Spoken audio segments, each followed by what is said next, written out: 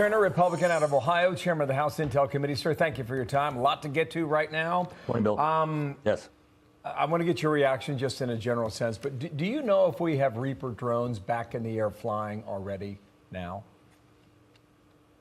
Well, I'm certain throughout the entire area we continue to operate. It's international water, international airspace, and certainly we're entitled to.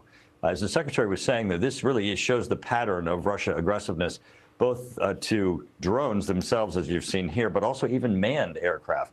Both British, the air policing that's happening up in the Baltics by Estonia, Latvia, Lithuania, continuous intercepts by Russian fighter planes that are very aggressive and are very dangerous. And so one of the things that General Jack Keane and others, Senator Tom Cotton, said yesterday is one of the most important things America could do is get back up there and fly, to not have Russia try to change the rules of engagement in international airspace and over international waters. Do you know if will the American people be able to know that? Maybe it's classified, but it would be interesting to know if the Biden administration is deciding to be tough. Right. Well, I would doubt very much that we would retreat in any way. And certainly we're all going to be monitoring that to make certain that that doesn't occur.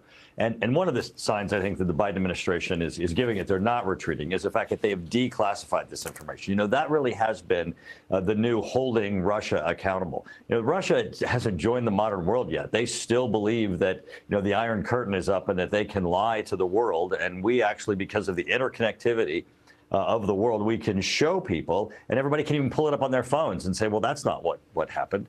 We can see exactly what Russia did. They're not used to being held accountable that way, and it does change their behavior. It does change the outcome. We certainly have seen it in the prosecution of the Ukraine war. But in this instance, as you heard from Emily and from the Secretary of Defense, this aggressiveness really goes to the atrocities in Ukraine, where they're killing civilians, taking down residential areas. This really shows the temperament of what Russia's doing here. Sir, I want you to listen to General Milley. He made this comment yesterday about incidents happen. Now, a lot of people have jumped on that, but there may be an explanation for it. Just listen to what he said on it. As far as an active war goes, I'm not going to go there. Incidents happen, and clearly we do not seek armed conflict with Russia. As far as the loss of anything of sensitive intelligence, etc., as normal, we would take, and we did, take mitigating measures.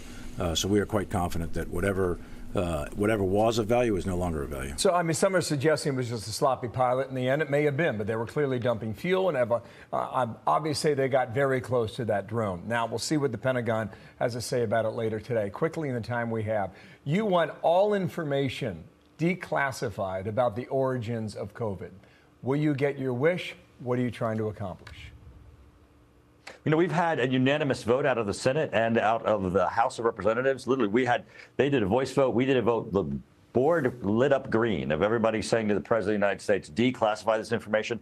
I think we've given him the support for him to be able to do so. I certainly hope he takes the action to. You know, we've seen the intelligence. The American public deserves to. There's more information that the government knows, and the American public and certainly the world needs to know what we know.